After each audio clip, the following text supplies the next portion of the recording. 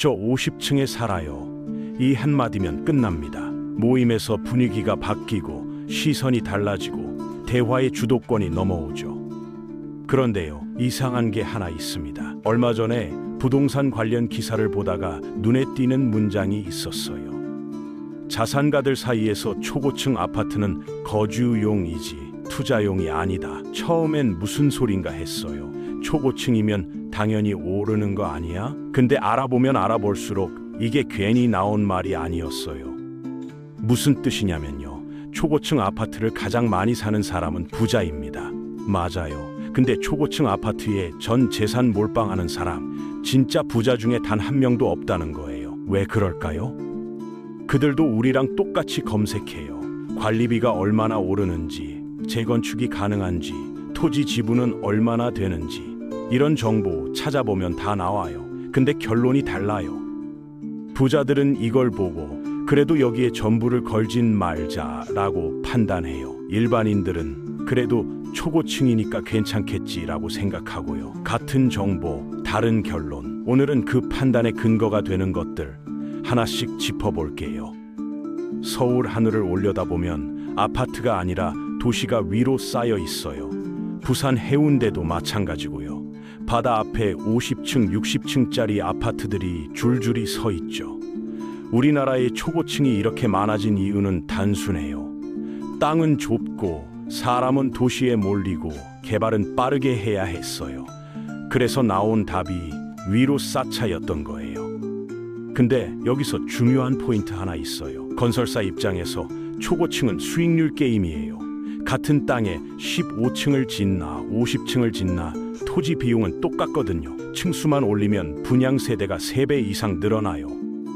근데 이건 짓는 사람의 효율이에요. 사는 사람의 효율이 아니에요. 건설사는 분양 성공에 집중했지. 30년 후 이 건물이 어떻게 될지까지 고민하진 않았어요. 자, 그러면 부자들이 초고층 아파트를 볼 때 뭘 확인하는지 하나씩 볼게요. 첫 번째는 관리비 증가율이에요. 층수가 높을수록 엘리베이터, 외벽, 설비, 안전 시스템 다 비싸지고 자주 고장나요. 일반 아파트와 초고층 주상복합의 관리비는 확실히 차이가 나요.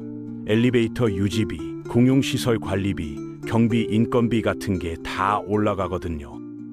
근데 진짜 문제는 유지보수 비용이에요.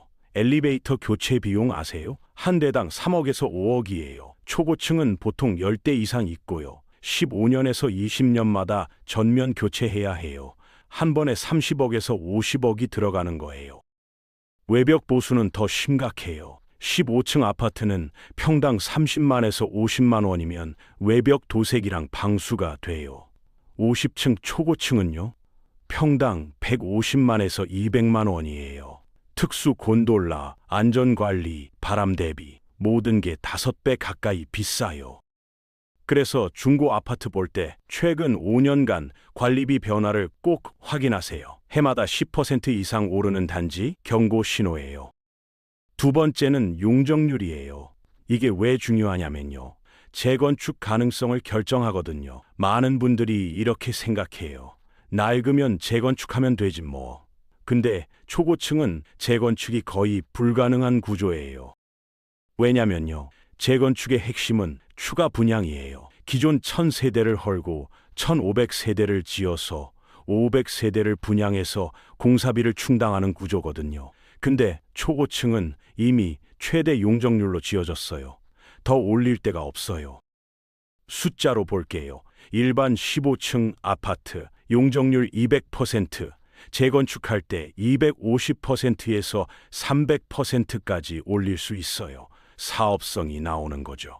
반면 초고층 용적률이 이미 500%에서 900% 이상인 곳, 더 올릴 여지가 없어요. 부동산 앱에서 단지 정보 보면 용적률 나와요. 200% 이하는 재건축 여지가 충분하고요. 200%에서 250%는 가능성이 있어요. 용적률이 높으면 높을수록 재건축이 어렵고 재건축 프리미엄은 사라져요. 대표적인 게 강남 도곡동 타워팰리스예요. 2002년에 입주 시작했고 당시 69층은 뉴스감이었죠. 초고층은 부의 상징 공식을 만든 곳이에요. 근데 이제 20년이 넘었어요. 용적률이 이미 900% 이상이에요. 재건축 사업성이 안 나와요. 앞으로 30년, 40년을 지금 구조 그대로 가야 한다는 뜻이에요. 세 번째는 토지 지분이에요. 아파트 가격의 진짜 가치는 건물이 아니라 땅에 있어요. 30평 아파트의 토지 지분이 10평이면 괜찮아요. 근데 3평이면 재건축할 때 추가 부담이 커져요. 초고층일수록 토지 지분이 작아요. 1000세대가 같은 땅을 나눠 갖는 거니까요. 토지 지분이 작으면 재건축 때 조합원 부담금이 커지고 장기적으로 자산 가치 상승률도 낮아져요. 여기서 중요한 포인트 하나 있어요. 입지는 남아요. 근데 구조는 안 남아요. 강남이라는 입지, 해운대라는 입지, 이건 계속 살아남아요. 바다, 교통, 인프라, 이런 가치는 시간이 지나도 유효하거든요. 근데 그 입지 위에 있는 지금의 초고층 구조가 그대로 유지될지는 전혀 다른 문제예요. 1970년대 후반에 지어진 반포주공 2단지, 3단지 생각해 보세요. 당시엔 최고급 아파트였어요. 근데 30년 지나니까 구조가 시대에 뒤처졌고 2008년, 2009년에 레미안 퍼스티지와 반포자이로 재건축됐죠. 재건축 이후 가격은 크게 올랐어요. 입지 가치는 그대로였지만 구조를 바꿀 수 있었기 때문에 새로운 가치가 더해진 거예요. 반면 초고층은요, 재건축이 안 되면 리모델링밖에 답이 없어요. 근데 리모델링은 재건축만큼 가치 상승이 크지 않아요. 기존 골조를 유지해야 하니까 설계에 한계가 있고 비용 대비 효과도 떨어져요. 결국 초고층은 30년, 40년이 지나도 지금 구조 그대로 가야 해요. 입지는 여전히 좋은데 구조는 바꿀 수 없는 거죠. 과거의 최고급 아파트가 지금은 구식이 된 것처럼 초고층이라는 선택도 언젠가는 시대의 산물이 돼요. 네 번째는 고령화 시나리오예요. 젊을 때는 편리해 보이던 구조가 나이 들면 부담이 돼요. 실제로 고층 아파트 커뮤니티에 가보면 출퇴근 시간에 엘리베이터 놓치면 10분 넘게 기다린다는 글이 심심찮게 올라와요. 고층의 엘리베이터 한 대뿐인 단지는 더 심하고요. 비상 상황은 더 심각해요. 소방 사다리차는 30층까지밖에 안 닿아요. 40층 이상 거주자는 사실상 비가 어려워요. 일본에서는 이걸 고층 난민이라고 불러요. 지진이 나면 엘리베이터가 멈추는데 고층 거주자들이 이동수단을 잃어버리는 거죠. 실제로 엘리베이터 고장 때문에 노인들이 외출을 못하고 고립되는 사례가 늘고 있어요. 2040년이 되면 우리나라 인구의 절반이 50대 이상이에요. 65세 이상 인구는 35%를 넘어서고요. 그때도 50층 아파트가 매력적일까요? 이건 먼 미래가 아니에요. 지금 30대, 40대가 70대가 되는 건 30년 후예요. 그렇다고 초고층이 무조건 나쁜 건 아니에요. 오히려 초고층이 맞는 경우도 있어요. 첫 번째, 임대로 사는 경우예요. 자산을 묶지 않고 좋은 시설과 전망을 누릴 수 있거든요. 관리비 부담은 있지만 재건축 리스크나 자산 가치 하락은 내 문제가 아니잖아요. 두 번째, 단기 거주 목적일 때예요. 5년에서 10년 정도 살다가 팔 계획이라면 초고층의 단점이 크게 드러나기 전이에요.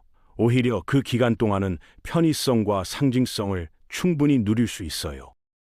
세 번째, 이미 자산이 분산된 경우예요. 부자들도 초고층에 살아요. 다만 그게 전부가 아닐 뿐이죠. 토지, 상가, 다른 부동산이 있는 상태에서 거주 편의를 위해 초고층을 선택하는 건 합리적인 판단이에요. 네 번째, 입지가 압도적으로 좋은 경우예요. 재건축이 안 되더라도 입지 자체가 희소성이 있으면 가치가 유지돼요. 한강변, 역세권, 핵심 업무지구 바로 앞, 이런 곳은 구조의 한계를 입지가 어느 정도 커버해줘요. 결국 문제는 초고층 자체가 아니에요. 초고층을 유일한 자산으로 삼는 게 문제인 거예요. 그래서 부자들은 어떻게 할까요? 부자들도 초고층 아파트에 살아요. 편의성과 전망 때문에요. 근데 자산 전부를 걸진 않아요.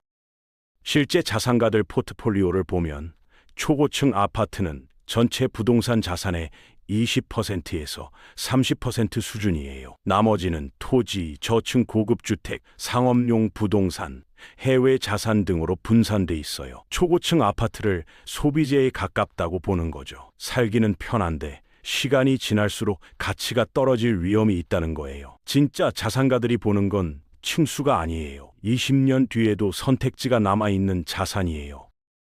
그들이 주목하는 포인트는 명확해요. 용적률 여유가 있는 곳, 200% 이하면 재건축 여지가 충분해요. 적정 층수는 15층에서 20층, 관리비와 재건축 모두 유리해요. 적당한 단지 규모는 500세대에서 1000세대, 의사결정이 용이하거든요. 충분한 토지 지분, 평당 토지 지분 1평 이상이 이상적이에요. 실제로 선호하는 자산을 보면 패턴이 보여요. 한남동 저층 빌라는 재건축, 리모델링, 용도 변경이 다 가능해요. 성북동 단독주택은 토지 가치가 100%고 구조 변경이 자유로워요. 용산 개발지 인근 나지는 시간이 지날수록 가치가 올라요. 이런 자산들은 선택지가 다양해요.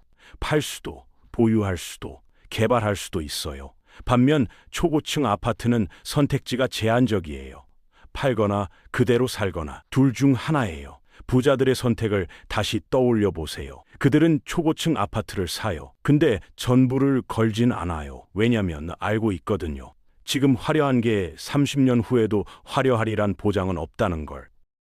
그래서 확인해요. 관리비는 감당 가능한지, 용적률은 여유가 있는지, 토지 지분은 충분한지, 재건축은 현실적인지, 시간이 지나도 선택지가 남아있는지. 초고층 아파트는 지금 시대에 가장 화려한 선택일 수는 있어요. 전망도 좋고 시설도 좋고 상징성도 있고요. 근데 영원히 안전한 선택은 아니에요.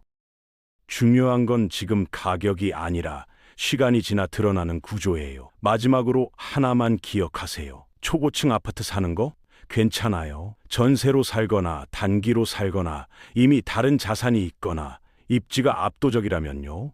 근데 그게 여러분의 유일한 자산이 되어서는 안 돼요. 부자들처럼 생각하세요. 거주는 편의, 자산은 분산, 시간은 모든 걸 드러내요. 지금은 화려해도 30년 후의 가치를 생각하며 선택하세요.